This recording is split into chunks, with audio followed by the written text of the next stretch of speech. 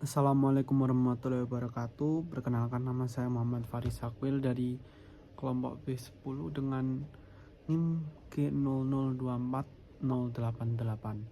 Jadi di sini saya akan mengerjakan top laporan praktikum anatomi blok 2.2 kardiovaskular. Baik, untuk yang pertama, topik pertama yaitu menjelaskan tentang anatomi traktus respiratorius yang superior. Ini adalah bagian saluran pernapasan yang atas. Jadi traktus respiratorius superior itu adalah bagian awal dari sistem pernapasan yang berfungsi untuk menyaring, melembabkan, menghangatkan, dan mengalirkan udara sebelum memasuki saluran pernapasan bawah. Selain fungsi respirasi, bagian ini juga berperan penting dalam penciuman, resonansi suara, serta proteksi saluran bawah dari benda asing. Nah, untuk komponen apa saja yang yang ada di traktus respiratorius yang superior, yang pertama ada kavitas nasi. Jadi rongga hidung itu termasuk bagian dari traktus respiratorius yang superior. Kemudian ada sinus paranasales, kemudian ada faring, kemudian ada laring. Nah, yang pertama adalah kavitas nasi. Kavitas nasi terletak di bagian tengah wajah, membentuk saluran dari nares anterior, lubang hidung, hingga ke nasofaring, ke koana. Nah, ini berada di bawah basis krani dan di atas cavum oris. Maaf untuk aparatnya seperti ini. Ya, seperti ini ya. Bisa dilihat. Ini pembukaannya yang ada tanda panah ini adalah stubum nasi, ada naresnya juga. Kemudian ini dilapisi oleh kulit dan rambut untuk menyaring partikel-partikel besar dari udara. Kemudian kavitas nasi propria, ini bagian utama dilapisi mukosa respiratori yang berisi epitel kolumner bel kompleks, epitel kolumner pseudokompleks bersilia. Kemudian terdapat septum nasi yang membedakan kavitas nasi menjadi kanan dan kiri. Terus kemudian ada conchae nasales. Ini adalah struktur tulang melengkung di lateral kavitas nasi, dibagi menjadi concha nasalis superior, concha nasalis media, dan concha nasalis inferior. Ini tiga garis ini ada konkanya, superior, medialis, inferior. Kemudian di antara konka-konka ini terdapat meatus nasi, yaitu jalur untuk drainase sinus. Kemudian di atas konka tadi, bagian atas itu ada regio olfactory, daerah sini ada regio olfactory yang berfungsi untuk penciuman. Nah, fungsi dari kavitas nasi adalah menyaring debu, menyaring partikel yang menggunakan fibrisae dan mukus, menghangatkan dan melembabkan udara, menghasilkan mukus untuk melindungi dari patogen. Nah, untuk vaskularisasinya sendiri ada arteri ethmoidalis anterior et posterior, cabang kemudian ada arteri sphlenopalatina, kemudian arteri facialis. Drainase vena ada vena ophthalmica, vena facialis, dan plexus pterygoideus.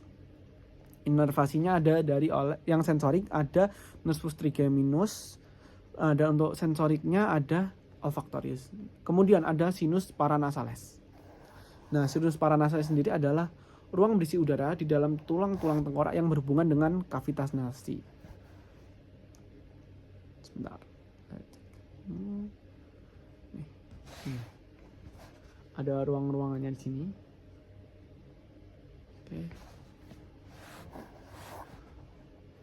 Jadi yang pertama ada sinus frontalis di daerah sini, di tulang frontal, di os frontal. Kemudian ada sinus phenoid di sini. Kemudian ada sinus ethmoid di bagian bawahnya. Kemudian ada sinus maxillaris di bagian sini. Nah, fungsinya dari sinus dia adalah mengurangi berat tengkorak supaya agar lebih ringan, bertindak sebagai ruang resonansi untuk suara, membantu melembabkan dan memanaskan udara. Dan drainasenya ini ada untuk yang sinus frontal, maxillaris, dan ethmoidal bagian anterior akan bermuara di meatus nasi media. Untuk yang sphenoidalis bermula di recessus sphenoethmoidalis, dan yang sinus ethmoidalis bagian posterior ke meatus nasi superior.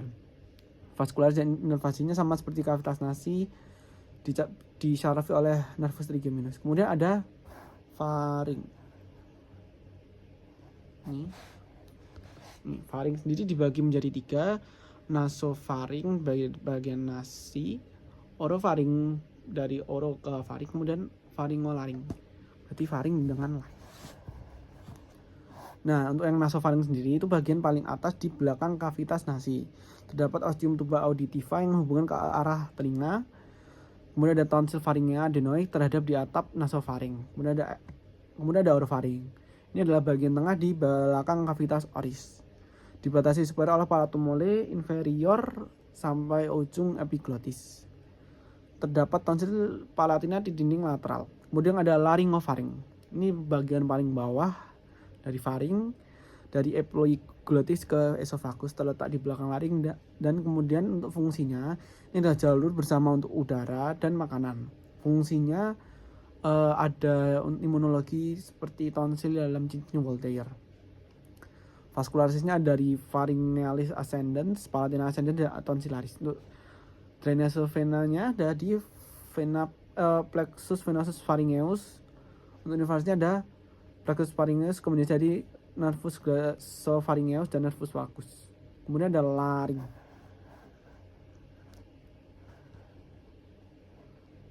Ini laring. Jadi lihat di sini ada banyak struktur ya di laring. Nah, untuk laring itu terletak di bagian anterior leher dari vertebra C3 sampai C6. Untuk struktur dan menyusunnya ada kerangkanya, ada cartilago thyroid, cartilago cricoid, cartilago arytenoid, dan cartilago epiglotis. Untuk ligamennya ada ligamentum cricothyroideum dan ligamentum vocalis. Untuk otot laring yang ekstrinsik menggerakkan seluruh laring, seperti sternothyroideus, dan intrinsik menggerakkan komponennya seperti musculus cricoarytenoideus posterior yang membuka pita suara. Nah, fungsi dari laring adalah yang pertama jalur udara ke trakea, penghasil suara, melindungi jalur nafas. Nah, vaskularisasinya itu dari arteri laringea superior inferior. Untuk drainase venanya, vena laringea superior inferior yang bermuara ke vena jugularis interna. Nervasnya nervus laringea superior dan nervus laryngeus recurrens. Oke. Selanjutnya saya akan menjelaskan yang topik yang kedua, yaitu anatomi dari kor. Kor atau jantung adalah organ muskular berongga berbentuk kerucut terbalik yang berfungsi sebagai pemompa untuk mengalirkan darah ke seluruh tubuh melalui sistem sirkulatori. Biasanya di bagian sisi kiri tubuh. Untuk preparatnya sebentar saya jelaskan dulu.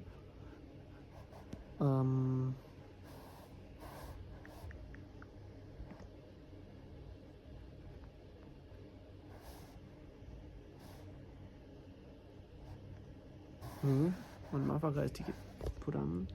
Untuk preparatnya seperti ini. Jadi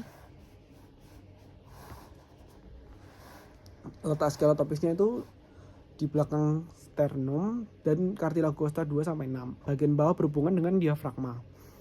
Arah apexnya itu bukan di bagian atas, tapi di bagian inferior sinister. Kemudian ukuran dan bentuk yang untuk panjang kurang lebih 12, lebar 8 sampai 9. Bentuknya menyerupai kerucut terbalik. Kemudian permukaan dan batasnya ada fascia sternocotalis itu ke anterior menghadap ke sternum dan iga, fascia diafragmatica inferior menghadap ke diafragma, dan fascia pulmonalis dexter dan sinistra berarti menghadap ke paru-paru kanan dan kiri. Ada beberapa margo dexter itu tepi kanannya, margo sinistra tepi kiri, margo inferior ke bawah. Kemudian ada apex cordis di bagian bawah kiri. Ini di ruang intercostal kelima sedikit medial dari garis midclavicular. Terus kemudian ada basis cordis Bagian posterior jantung dibentuk oleh atrium dexter et sinister. Nah, untuk jantung sendiri dibagi beberapa ruang, ada 4. Yang ada atrium dexter et sinister dan ventricle dexter et sinister. Nah, untuk aliran darah nanti saya akan bahas nanti. Kemudian ada katup. Jadi ada 2 jenis katup, ada katup atrioventrikular yang terdiri dari tricuspidalis dan bicuspidalis. Tricuspidalis bisa disebut juga tricuspid dan bicuspidalis bisa disebut juga mitral. Nah, ini tricuspidalis ini antara atrium dexter dan ventricle dexter. Bicuspidalis antara atrium sinister dan ventricle sinister. Nah, kemudian ada katup semilunaris. Katup semilunaris ada 2, valva pulmonalis berarti dari ventricle dexter dan truncus pulmonalis. Kemudian ada valva aorta dari ventricle sinister ke aorta. Kemudian ada beberapa di katupnya, ada chorda tendinae yang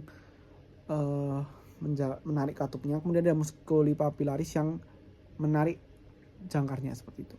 Nah, lapisan jantung sendiri ada 3, ada endokardium, myokardium, dan perikardium. Endokardium adalah lapisan paling dalam.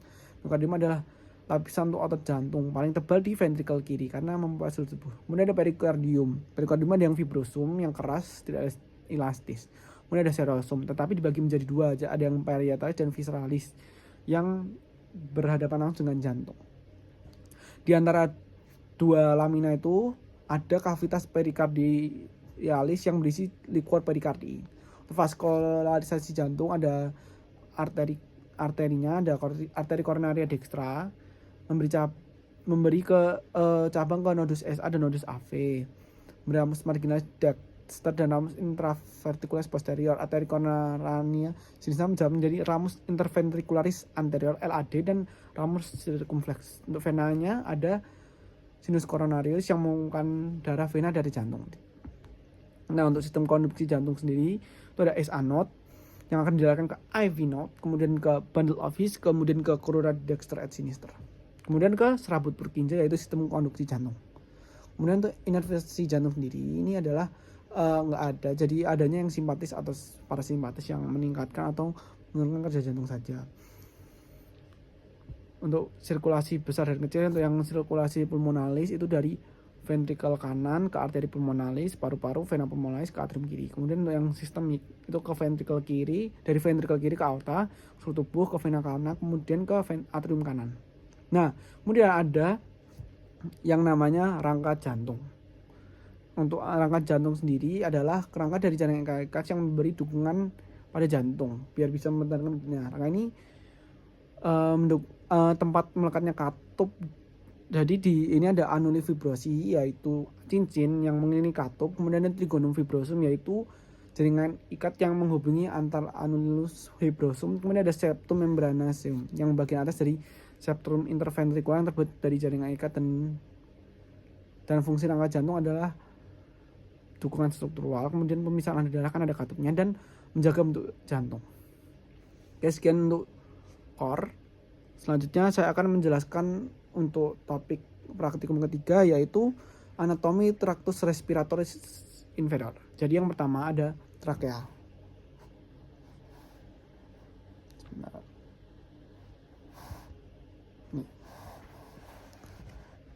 Ini trakea adalah bagian panjang dari sini ke sini.